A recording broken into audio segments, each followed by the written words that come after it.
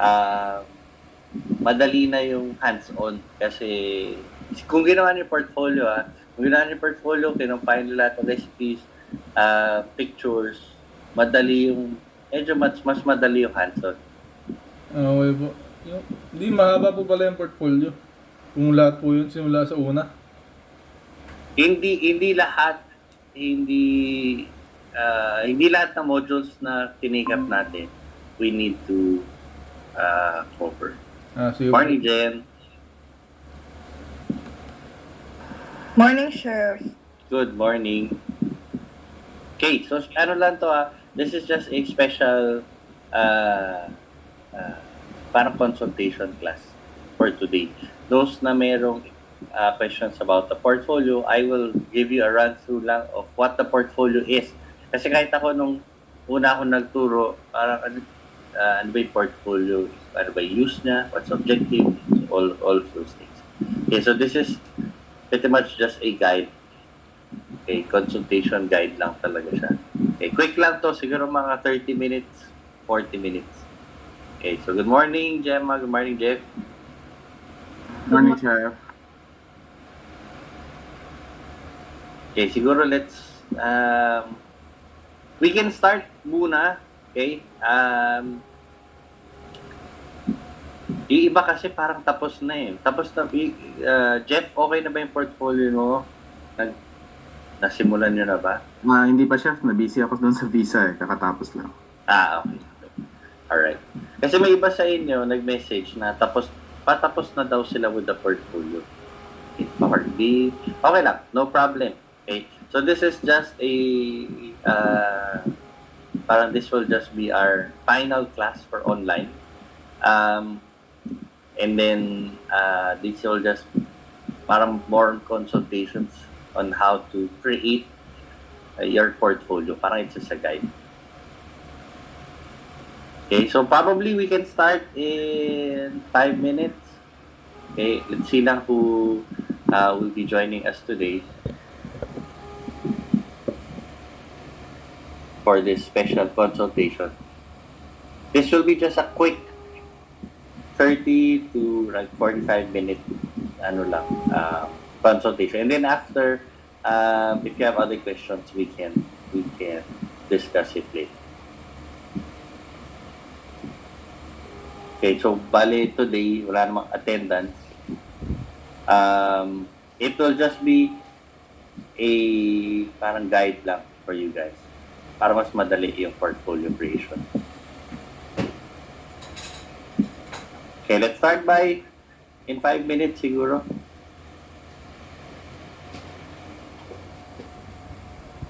I think we can start already. Say good morning, everyone. Morning, Mitzi. Morning, Sandra. And morning, everyone. Okay, so today is this will be your last online class. Okay, as I mentioned kay Jay kanina, after your course, there's a possibility that you will not have access already to your online classroom. Okay, so probably a month after you graduate. Okay, we need to remove the class to free up space in our servers. Okay, yung accounts namin sa Google Meet Classroom. So I would recommend that you guys download all the materials so that you have a backup copy. Okay, it will not stay in your online classroom forever. Okay, so download pretty much all the materials, all the recipes, all the content and reference materials that you've uploaded in your classroom so that you have a copy. Okay, so our class today is this will be our last online class for your batch. This will be about portfolio creation. Okay, so medyo confusing kasi yung portfolio natin kasi it's for some they don't know what contents they need to add. Okay, so we will focus on the specific contents that we will be adding to your portfolio or required contents in your portfolio. Okay? Okay, so let's start with the objective. Para saan ba itong portfolio? Okay? So our objective for the portfolio is to highlight all your as in personal culinary accomplishments. Okay, so individually you have your own accomplishments both in your online and in kitchen. Okay, so it's a compilations of all the knowledge in terms of fundamentals in culinary, both theoretical and technical skills. Okay? So, I will show you later ano yung mga listings na yun, ano yung mga kailangan kasama. Okay? It will also showcase all of the culinary techniques and skills that were taught to you during your hands-on. Okay, so from cooking techniques, knife skills, how to handle how to do your claw grip, how to fabricate your chicken. Okay, so lahat yun kasama under culinary techniques. The more techniques that you can highlight, the better. Okay, so may mga iba kaming portfolio na we had to review, and ang nalagay lang nilang cooking technique is knife skills. So we had to ask the student to revise it kasi parang yun lang yung natutunan para niya. Doesn't know how to make stock, doesn't know how to make your 5 mother sauces. So parang yun lang, hanggang doon lang yung limit na. Okay? And then we move to, this is yung longer part, which is the compilation of recipes, okay, and plating execution.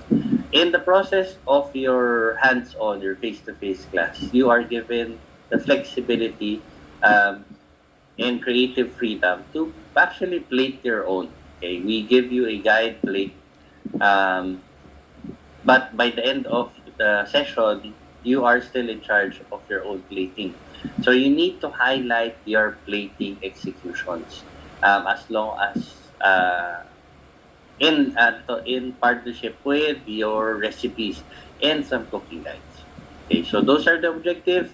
So it's a compilation of pretty much what you guys studied throughout your culinary course. Okay, so we compile everything. Each of the students will have their own section. So each student will have their own record in class. Okay, so let's go to our list of contents. Okay, so medyo mahaba-haba. Gagawa kayo ng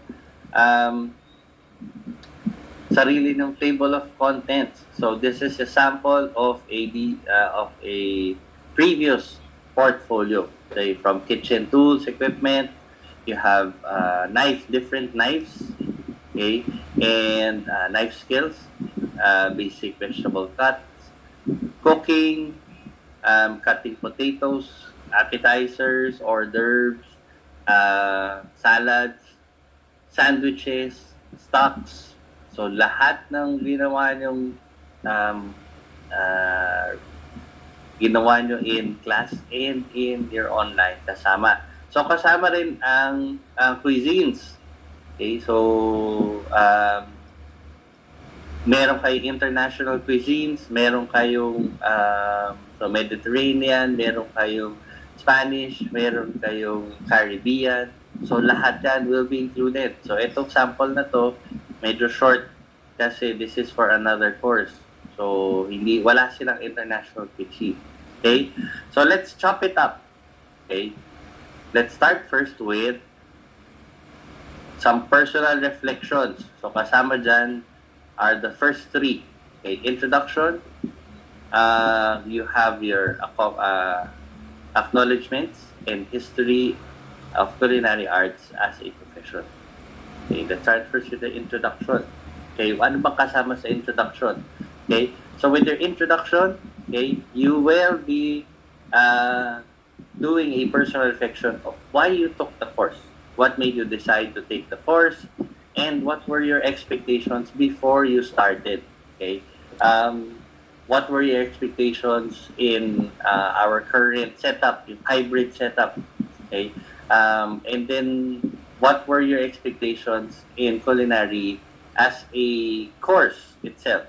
And then, what were your initial understandings of hospitality? Okay, put it under introduction.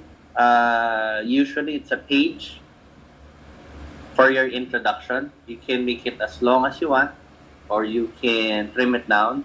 Okay, so but it's more of a personal reflections of your expectations of both culinary and hospitality. Okay, and the reason why you took the course. Okay, so we did this personal reflection. If you remember, way back when we started with the question of why do you want to take the course, and most of you guys mentioned that it was passion. It's your passion to cook. And then in the process of our theoretical online classes, we define passion, we define vocation, we define profession. Um, and a lot of questions came out of it na parang, okay, hindi lang pala siya all passion. Okay, so you need to put it under introduction of how you understood culinary when you started, before you started, and then how you perceived hospitality. Okay, so ano yung perception nyo with the whole hospitality industry.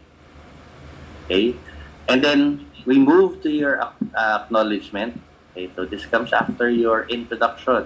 Okay, this is naman, so you have your before, your introduction. This is naman after. This page would, actually, this section, you're highlighting naman those who you are thankful for. Okay, so this is a personal message. Okay, for whoever might be reading your portfolio. Okay, who inspired you to take the course and to complete the course, who inspired you to complete it. Maraming students ang hindi natatapos. So, who are you? Who do you want to be thankful for? So, para kayo nagkaroon ng, once you get the certificate, parang sino yung mga people that helped you in the process. Okay, now we go to some theory parts.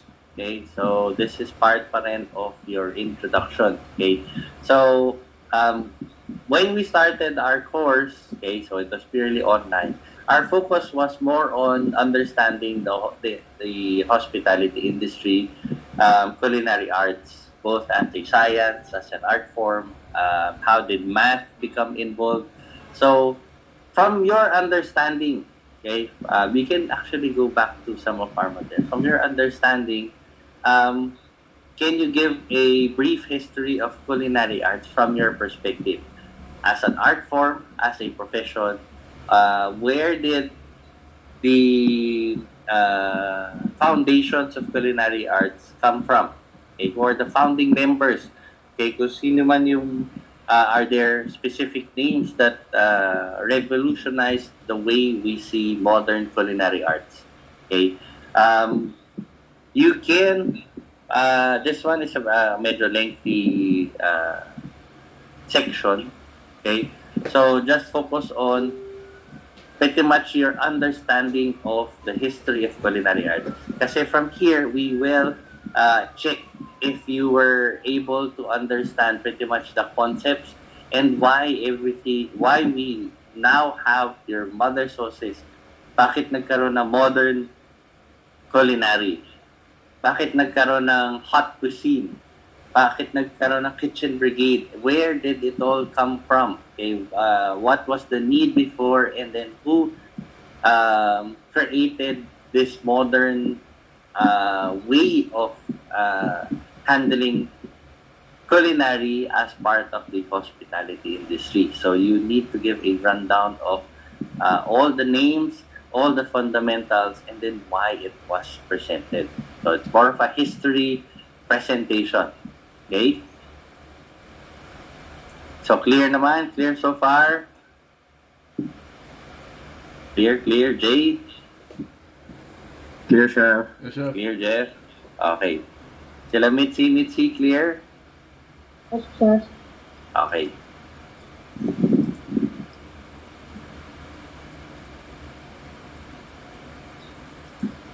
Okay, now we go to the second part. So yung first part, it's more for a personal reflection from your standpoint, from your understanding. Okay, now we go to the fundamentals of culinary arts. Okay, this is the part na medyo kailangan mas mahaba yung explanations natin. Okay, so when you're talking about fundamentals of culinary arts, okay, this is where all of these things that you can find at the site will be mentioned. Okay, so we start off with a discussion of the different kitchen tools and utensils. Okay, so kasama dito ang measuring equipment, cutting equipment, cooking tools, training tools, and other tools that you've used in the kitchen. Okay, so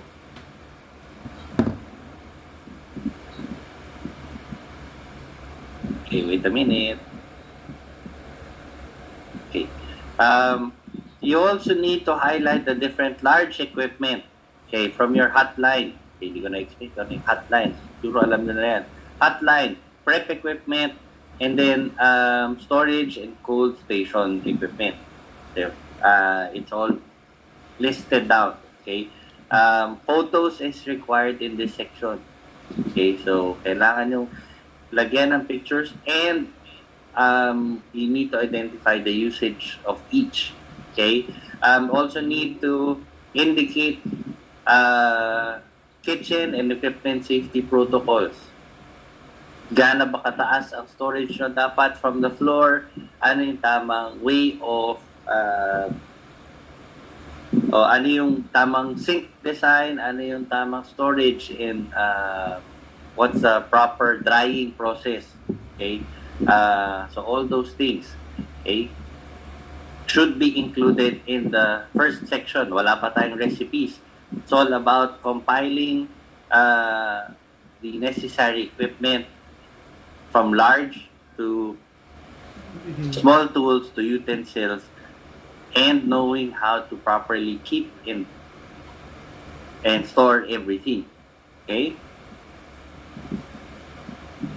After this section, so it's a highlight of all the small things and large equipment. We go now to your culinary technical skills. Okay, so we start off with your knife skills. Okay, you can use yung photos that you did in class. You can also use the photos as part of your assignment. Kaya binigay namin assignment na yan before kasi you can use those. Okay, you just need to add in some explanations on how to do your knife grip, okay, and your claw grip, okay, how it's done, okay, and then you will show the different vegetable cuts. So nandiyan ang julienne with the measurements, you have your bâtonnet, okay, you have your different cuts, okay, brunoise, okay, macedon, okay, it's all the other dices. Okay, you need to show each one in photo and define, pretty much indicate the dimensions and how it's properly done. Okay, so part yan ng assignment natin before na knife skills. So you can use those, okay, as part of your technical skills. Okay, so some photos that you can add are yung things that you did during your first day in your hands-on. If you guys remember, our first day natin during our hands-on is a knife skill exam. Okay, so dami yung pinutol na potatoes and carrots and cucumber yung first day nyo. So you can add those pictures. Okay, just compile them and put them under your knife skills and basic vegetable cuts. Okay, so after this technical skill, you need to add also some of the cooking methods, okay, na that you guys learned in your hands-on. So kasama dito ang poaching, ang boiling, simmering, poaching, sautéing, stir fry, roasting, baking. So ano yung mga definitions of each? What are the differences of each? And a sample photo of each. So cooking methods, knife skills. So those are part of your culinary technical fundamental skills. Okay, these will be part of of the section before you go into your recipes. Okay, so when we go into the recipes, okay, so recipes na tayo, both savory and pastry, savory and sweet pala dapat, savory and sweet recipes. Okay, we need to include all the recipes that were done during your hands-on. Okay, as in all the recipes. In your case, you started with after knife skills, you did your cooking method section, then you did your appetizers, your pates, terrines, your hors d'oeuvres. So you include all of the recipes that were discussed during your hands-on, and then you moved into your stocks and sauces. Then you moved into your sandwiches. Then you made your, di ko na alam kung ano yung sequence, pero after which, you did your chicken, so chicken fabrication, pork, your beef, and then you went into your international cuisine. You start Caribbean, you did your Mexican, Latin America, you had your North American cuisine, you went to Europe, Mediterranean, Spanish, Italian. So lahat yon included. Okay, hopefully you guys took photos of your creations. Okay, if in some cases you need to present the pictures of your final plating. Okay, list down the ingredients and the procedure and all the cooking guides. Siyempre, meron kayong notes. Okay, use a stock pot. Never use a regular pot when you're doing stock, and then how to cool it down after. Okay, so kunwari stock creation, what were the guidelines in cooling? What were the guidelines in prepping your stock, diba? Or stock, always use cold water. So you need to include those cooking guidelines. Okay, if you have photos of your mise en place, include pictures of your mise en place. So you're creating your own personal cookbook. So this is a portfolio of the things that you guys learned. So medyo madami-dami to, hindi siya pwedeng gawing overnight. Okay? After which, when you have all your recipes compiled, okay, you need to put them in their proper categories. So meron kang category for appetizers, hors d'oeuvres, sandwiches, hot sandwiches, cold sandwiches, and then list them all up, and then you need to create an index of all your recipes. So it's a table of contents of all the recipes included. Okay, this will be checked by your hands-on instructor. Okay, kung lahat ba ng recipes na ginawa nyo are complete, may listahan yung main office and yung hands-on instructor nyo of the recipes that you guys did. So, dapat complete, as in wala kayong mami-miss out na single recipe. Okay? I think naman it was mentioned before to you guys, so you need to keep all the recipes given to you during class. So, you need to compile everything. Okay? Questions? None pa naman. Leo, good morning. Okay. So, I think wala pa namang questions. Okay. Now, let's go to your annexes. Okay, so these are additional sections, okay, to in your portfolio. Okay, glossary of terminologies and measurements. So you need to create a listings of all the different measurements, from liquid measurement, solid measurement, oven temperatures, how to convert your Celsius to Fahrenheit, what are the ranges when you do your baking, when you do your roasting, ano yung ideal temperature for preheating. So dapat you indicate everything in your glossary. Okay. Aside from this one, you need to do a listing of kitchen terminologies with definition. You start with your English terminologies, and then you will also be adding some French terminologies uh, that you guys learned in the kitchen, okay, with definition. Okay? So, pag sabing mise en place, anong sabihin ng mise en place? Anong sabihin ng folding when you do pastry? Okay, so you need to define those things. In the culinary perspective, ha, hindi yung pag sinabing stock, ano yung, maraming definitions ng stocks. Okay, merong ibang definition ng folding when we talk about folding in pastry. Okay? And the last section, okay, after this one, are your class experiences. Okay, so it's a gallery lang of all your pictures taken in class. In this section, you can actually share your photos. Kasi hindi naman lahat nakakapag-take ng group shot. So you guys can actually exchange photos, exchange yung mga group shots. You can put in some outtakes, recipe photo outtakes, action shots, preparation shots, any pictures that you guys want para meron kayong copy of the class. Kahit yung mga nakakatawa pictures, you can add them to this part. Okay? Since this part is a personal portfolio, so add them all together para you have a copy, we have a copy of how your class was, okay, during your hands-on. Okay? Okay, the last section, okay, binding guide. Ay, sorry, wrong spelling. Okay, binding guide. For your class, okay, do not follow the yellow cover dyan sa side. Yours is red cover, hardbound, A4 size. Okay.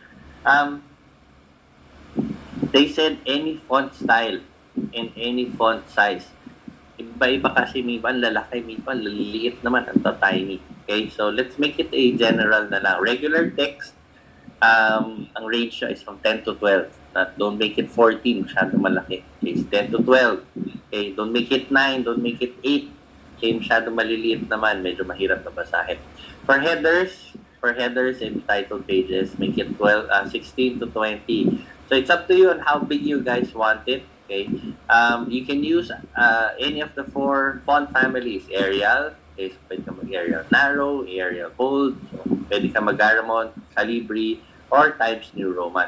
Okay, so we don't want to see any fancy Comic Sans or Latin script, okay, in your portfolio. Okay, make it as professional as possible. Okay, so this will be kept as part of your records. Okay, so make it as clean and as professional as possible. Okay, paper size A4.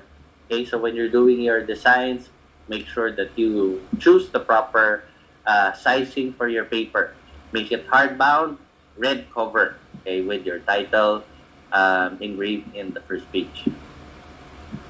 Okay, so pretty much that's your portfolio. Hindi siya video portfolio. It's a written portfolio that you will be compiling based on your theoretical and your technical classes. Okay, as a guide, okay, you can use your classroom as your pretty much table of contents. Okay, I will show you. On the side, pretty much you have all the listings of our classes. Okay, dito sa left side. Okay, you can use this as categories. Okay, you can skip some. Okay, you can combine some. So, kunyari, may day kayo na Italian and Spanish cuisine kayo all in one or wait lang, medyo okay. So, pastry kayo na tarts and brownies, you combine them together. Okay, pero this will give you pretty much the sequence of what your portfolio subsections will look like. Okay, so you guys did bread. So meron kayong bread making, kasama ng bread nyo are your laminated doughs and Danish pastry. So magkakasama siya into one subsection in a recipe. Okay, after which you did your brownies, your cupcakes, okay, and your cakes. So magkasunod yan. So you can use this as part of your reference for the subsections. Kasi ito rin yung susundan and check ng chef instructor nyo kung kompleto ba yung recipes nyo. Okay? So use this as a reference to get all the materials. Okay? So nandito rin ang different cooking methods. Okay? You have your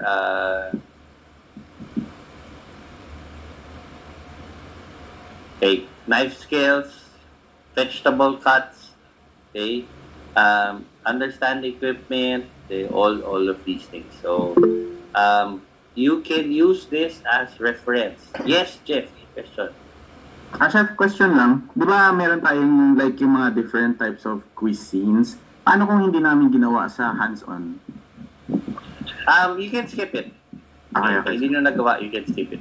Okay. Okay. Pero minsan kasi, actually, kailangan na cover lahat. So minsan, kunyari sa sample lang, when we go to the Mediterranean, yan. Yung Mediterranean cuisine nyo kasi, meron kayong recipe na crosses over to the Spanish and also the Italian. So baka yung Mediterranean day nyo, Spanish and Italian, all in one na.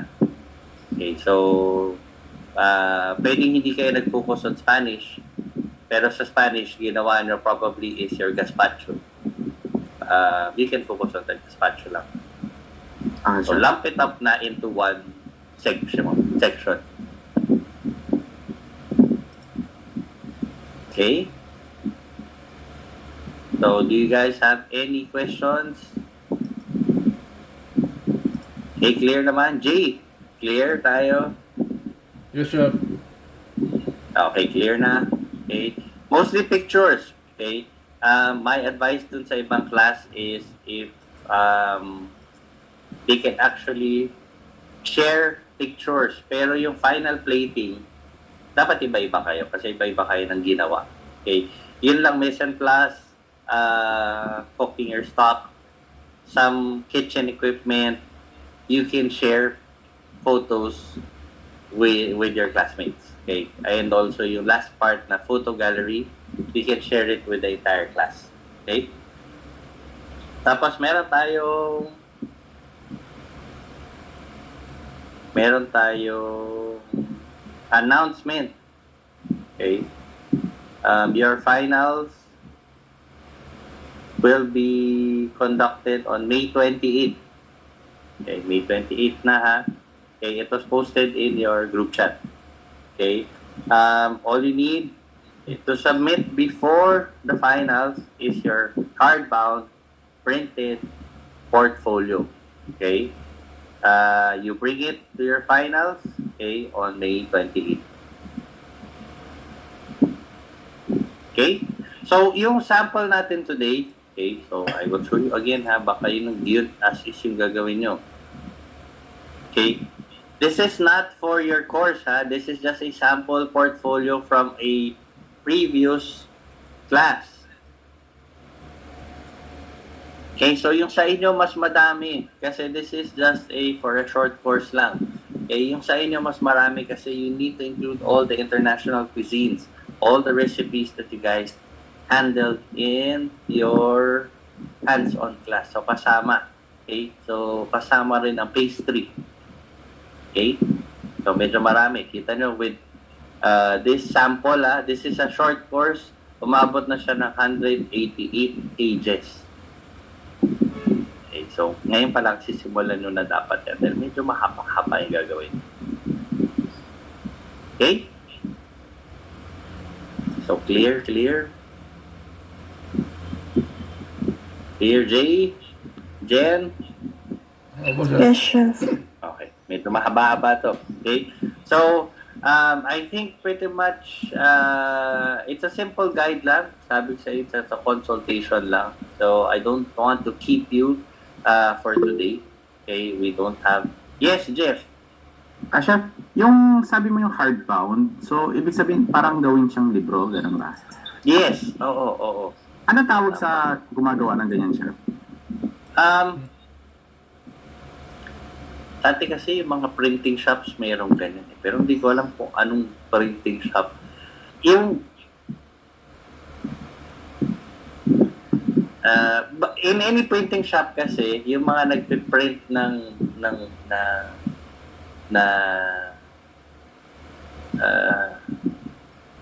ano tawag, yung mga tarpaulins, yung mga ganon. Meron sila dyan, just indicate lang it's hardbound. Meron kasing softbound na para siyang same material pero malambot yung para siyang bond paper na matigas na ng konti. Hardbound is talaga matigas na cardboard type. Okay, sige, Chef. Pero yung mga printers ng tarpaulin, meron sila yan usually printers ng sa mall, meron din sila pero mas mahal. Yung sa mga printing shops outside, meron sila. Near schools, marami yan. Okay. Kasi it's parang a thesis compilation. So yung mga schools, meron yung mga printing shops for thesis. Okay, thank you, Chef. Just make sure that it's red, ha? This is yellow kasi this is for a short course. Sa inyo, red, hardbound, A4. Paano pag may dish? Ano yan? Paano pag may dish na hindi na ano yun? Hindi na kinuha na ng tick. Bookbind. Okay, tama. Leo, isa-isa muna. Okay, kung may dish na hindi nyo nakuhanan, tama ba yun? Okay, kung meron kayong dish na hindi nakuhanan, hindi na picturean, dapat meron kayo laging pictures of your final plate. Okay, kasi hindi kayo pwedeng kumuha ng... Pero may mga dishes kasi na kunyari sauce, hindi nyo naman kailangan picturean. So, with the sauce, pakita nyo lang yung final usage. Kunyari, gumawa kayo ng demi-glace, gumawa kayo ng bechamel. Pero yung bechamel nyo is part of your lasagna. Okay, hindi nyo naman kinuha yung bechamel kasi hindi nyo naman siya pinlate. You include it na lang as part of the lasagna recipe. Kasi yung bechamel nyo, pwedeng bechamel sauce lang talaga recipe. Okay, or add in your lasagna picture tapos bechamel yung recipe pero nakalagay caption na lang. Bechamel was part of the lasagna as one of the layers of lasagna.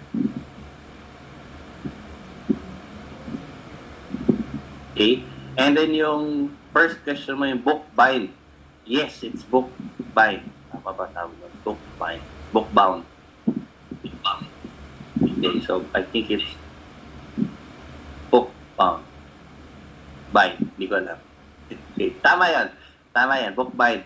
Yung mga bookbinding shops, thesis shops, meron sila na hardbound. Okay, other questions? Si Gemma, may question ka ba? Mitzi? Wala po, Chef. Wala. Mitzi? Okay lang po, Chef. Okay lang. You guys need to start it na. Medyo mahaba-haba ito. Nung nakita ko yung mga portfolio, para sabi ko, nakahaba masyado nito. Okay? So you need to start it na. Little by little. Okay? You need to backtrack on yung mga recipes na ginawa niyo before.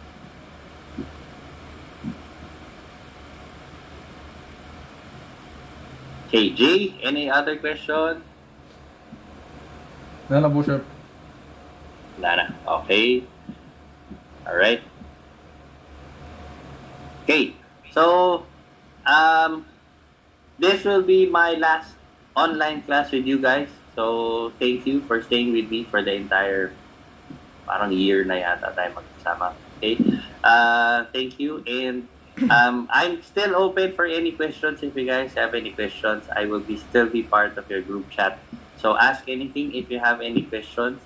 And then for those who are currently applying, okay, so good luck to everybody. Hope I can work with you and visit your restaurant soon. Okay.